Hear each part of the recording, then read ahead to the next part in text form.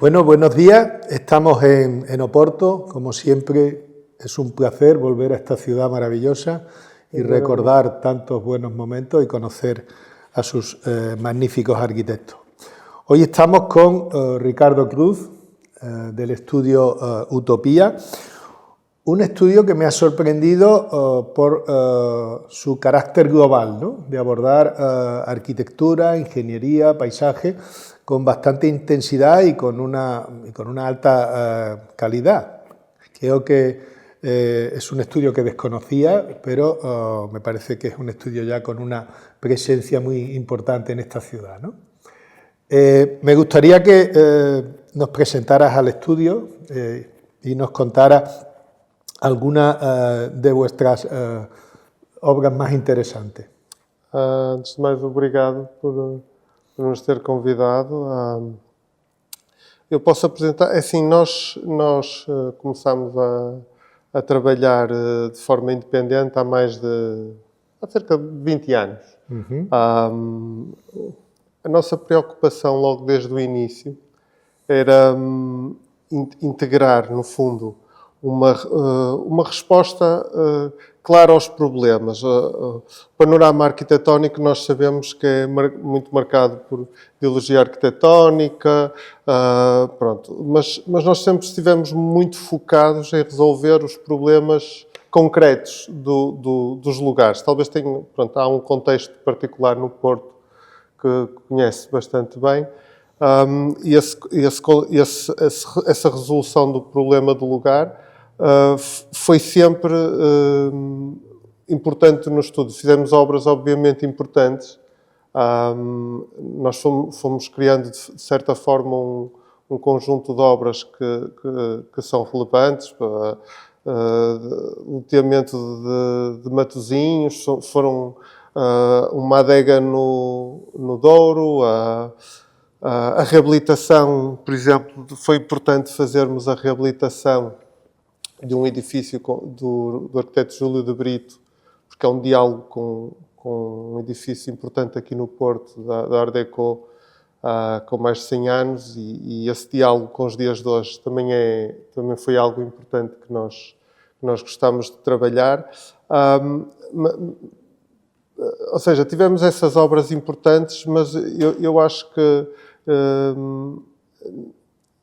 para um estudo de arquitetura e se calhar para os arquitetos, efetivamente, o tema é sempre o mesmo. Escrevemos sempre o mesmo livro, ou seja, é sempre se calhar é tão importante, os projetos são importantes por causa dos clientes ou a sua dimensão, mas efetivamente, e nós certamente estaremos a ser ouvidos por estudantes, e eu acho que é tão importante, são tão importantes essas obras grandes, como aquela primeira pequena obra, aquela casa no Douro que a gente fez há 20 anos atrás e que já tinha os princípios da sustentabilidade em mente, queríamos retirar o xisto, ou seja, eu acho que as obras são todas elas importantes e é importante manter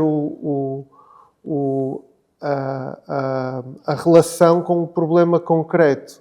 E eu diria que se calhar essa primeira pequena obra é tão importante como as outras, é como se fosse o nosso Rosebud, não é? Do Citizen Kane. Pero, ¿y te gustaría ahora mismo destacar algún proyecto como el más representativo del estudio?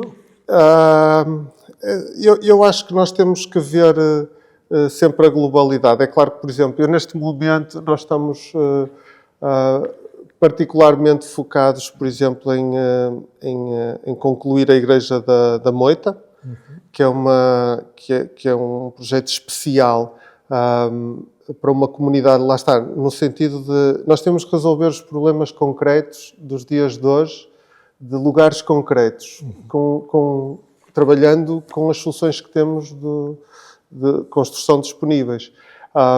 E foi-nos colocado um desafio para uma comunidade também muito especial. O país é muito heterogéneo, tal como Espanha, não é? Temos, economicamente, culturalmente, temos muitas diferenças. E a zona que estamos a trabalhar, que é na zona centro do país, centro-sul, que é o Vale da Amoreira, é uma zona especialmente desfavorecida, do ponto de vista económico. É muito difícil trabalhar, sobretudo, fazer boa arquitetura em contextos onde os recursos são muito débeis, recursos económicos. E está-me a motivar especialmente fazer esse desafio, da Igreja da Amoreira. Bueno, ahora te pediría que nos contaras alguna anécdota vinculada o relacionada con el ejercicio, con vuestro trabajo. Olha, é engraçado que eu lembro-me de uma história que eu acho que põe um bocado a nu também alguns dos pré-conceitos, depende como queiramos ver, da dita Escola do Porto, porque nós somos muito focados quando vamos intervir e fazer uma obra, estamos muito focados em respeitar a paisagem, o contexto, usar esses elementos como formadores do próprio edifício. E connosco não é exceção esse contexto cultural, não é? Então nós temos, por exemplo, várias casas em que, lembro-me de uma, por exemplo, em Paredes, em que havia um carvalho gigante e a gente coloca a casa mesmo muito próxima do carvalho, ou seja, há uma grande relação entre a arquitetura e aquela árvore. Nós fizemos um edifício em Carregal do Sal, em que o edifício tinha uma série de torções, ia fazendo um corpo longitudinal com uma série de torções em função de cada árvore que ia encontrando. E durante a construção da obra, pronto,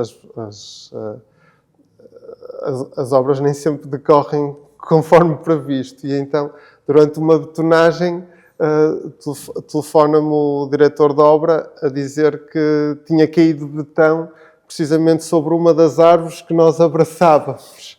E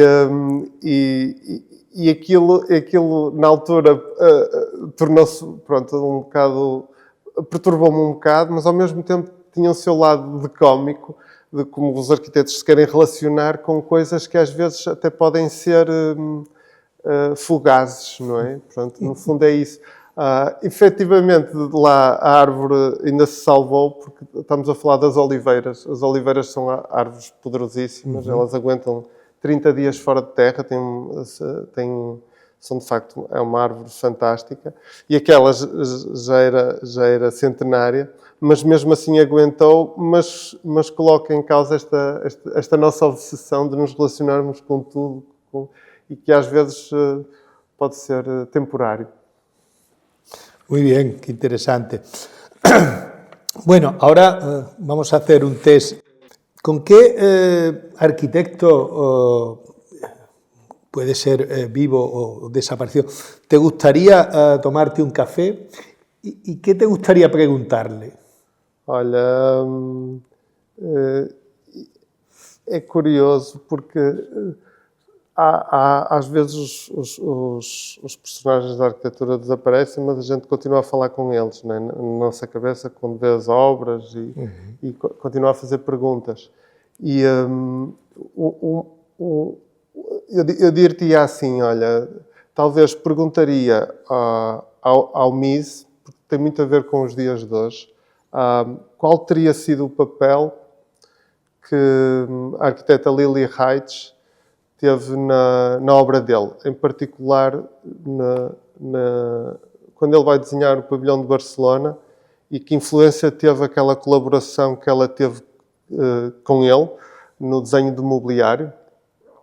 Isso é particularmente importante, tendo em conta o papel que as mulheres tiveram na arquitetura e essa incógnita, e ao mesmo tempo esse lado do MIS escondido, porque nós, olhando, por exemplo, para para o Álvaro Alto nós percebemos uma fusão entre as mulheres que estiveram na vida dele e as obras.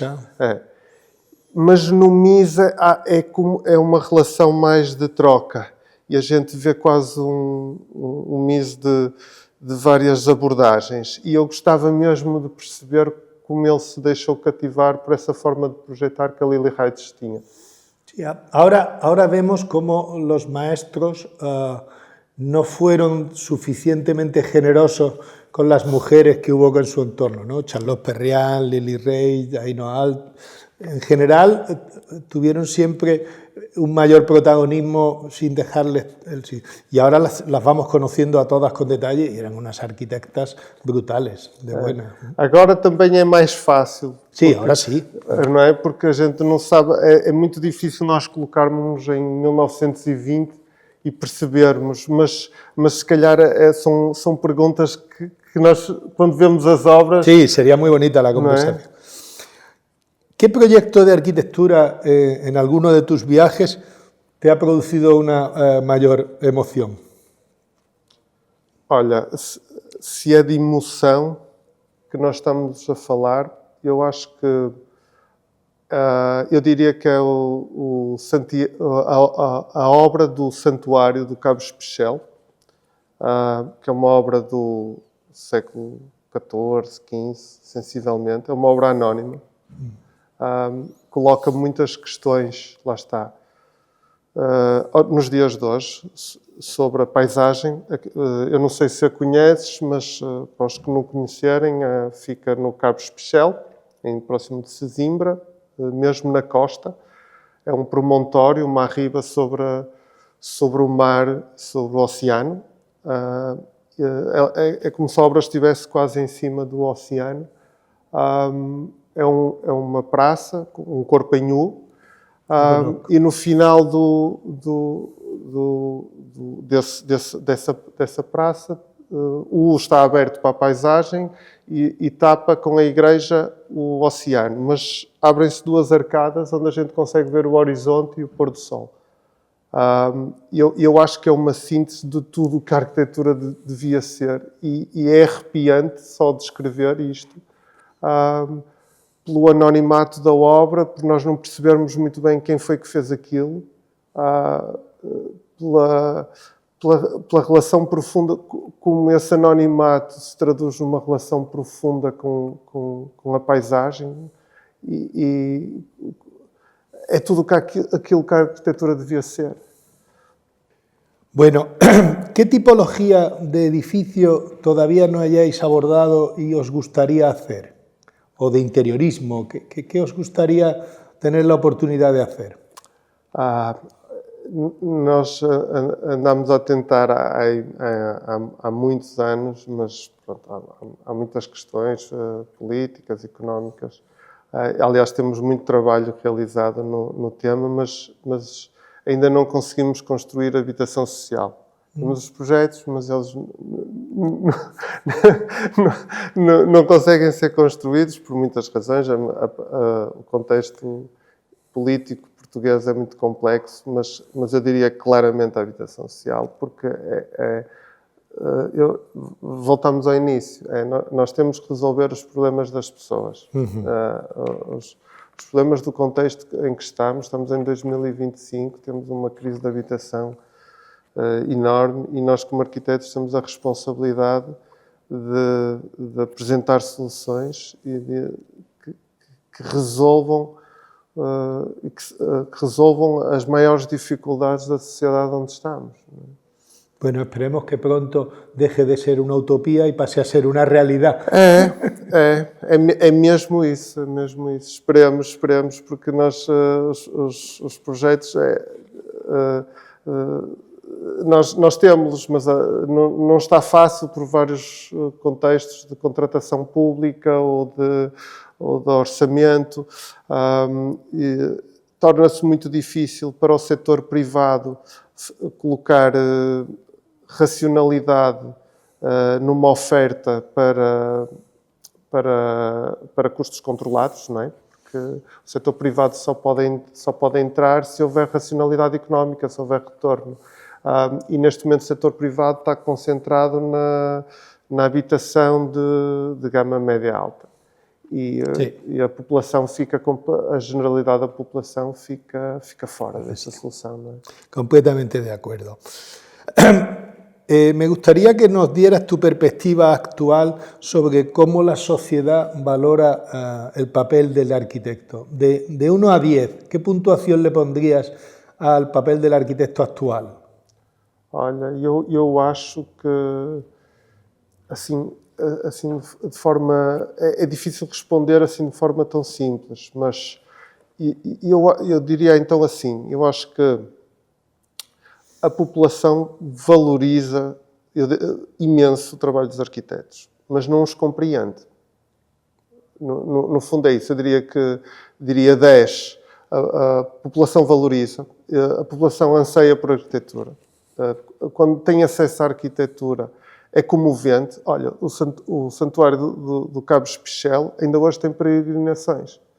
Quer dizer que a arquitetura ela tem mesmo um papel e as pessoas percebem a arquitetura. Já os arquitetos, eu acho que elas não os entendem. Por várias razões, porque nós temos dificuldade em comunicar aquilo que é importante, porque nós temos... porque nós às vezes andamos perdidos em vaidades e não sabemos comunicar tão bem a arquitetura e as obras e comunicamos mais o percurso profissional. Se calhar às vezes também é mais fácil de descrever um percurso, um currículo e não tanto as obras. Mas eu acho que se os arquitetos conseguirem explicar as obras, os propósitos que as motivaram e como elas são transformadoras, eu acho que a população adere. Bueno, y haciendo memoria, cuando eras pequeño, ¿qué querías ser? Olha, eu quando era pequeno, eu acho que vivia atormentado com a ideia de ser isto ou aquilo. Acho que era... Gostava muito de desenhar, gostava muito de matemática, gostava muito de ler. Mas era angustiante para mim ter que ser alguma coisa. Acabei por escolher a arquitetura pela relação com o desenho, sobretudo porque havia o conhecimento claro de que era, pelo menos no Porto, era uma coisa importante o papel do desenho na arquitetura. Isso entusiasmou-me, essa ideia entusiasmou-me, mas vivia angustiado porque acho que essa pergunta me causava mais ansiedade. Bueno, ¿nos podrías recomendar un libro? Olha, o último que li, acabei há poucas semanas. Eu não sei se existe tradução em espanhol ou portuguesa. Se existe, já é antiga, que é do Saint-Exupéry, Terre des Hommes. Seria traduzido para Terra dos Homens. E é um livro engraçado do Saint-Exupéry, ficou conhecido pelos poemas, pelo Príncipezinho. E eu achei especial graça, porque ele tem uma parte do livro em que aborda especificamente o design, ou a concepção dos aviões ou das máquinas. Mas eu acho que o livro é especialmente bom para os arquitetos e é especialmente importante para os dias de hoje. E surpreendeu-me, porque a gente não está à espera, ou se calhar está, não sei, mas não é um livro de arquitetura, mas naquele livro, talvez por ele ter sido aviador, está a relação com a paisagem, com o território e o papel que os homens têm nessa relação com o espaço. Ou seja, é tudo aquilo, é o sonho para um arquiteto. E acho que ainda há outro tema que eu acho que é extremamente atual, que é a relação entre o homem e a máquina. Porque nos anos 20, 30, viviam-se tempos muito parecidos com os que vivemos agora. Agora há este trend da inteligência artificial e percebemos que está a transformar e está a pôr em causa muitas das coisas que conhecemos. Mas em 1920 ou 1930 havia coisas muito semelhantes a acontecer, transformações profundas. E o livro mostra como é que nós podemos ser mais humanos no meio deste contexto tecnológico. Eu acho que não podia ser mais atual. Bien, interesante. ¿Qué deporte se te da bien o practicas habitualmente? Olha, natação, porque lá está, é o único sítio onde eu não penso em arquitetura. Es imprescindible para los arquitectos y para la espalda. Sí. Debaixo de água não há arquitetura. Bueno, ¿y la cocina qué tal la manejamos? ¿Cuál es el plato de cocina que mejor te sale? O si no, ¿cuál es el que más te gusta? Olha, eu lembro-me, eu aprendi com uma valenciana octogenária a fazer tortilhas em Barcelona. E eu achei que era um prato que tem tudo a ver com a arquitetura, porque é a reabilitação da comida de ontem. Portanto, eu adoro tortilhas e eu acho que é um prato arquitetónico. Qué bien. Bueno, vamos terminando. Si fueras director de cine, ¿qué película te gustaría hacer? ¿O qué tipología de película te gustaría adoptar? Eu acho que tentaria fazer qualquer coisa como... Talvez como uma novela vague. Qualquer coisa do género, pela forma como aquela gente naquela altura, no contexto francês, soube retratar a sociedade dos dias de hoje, soube pensar as coisas para o tempo en que vivían. Muy interesante.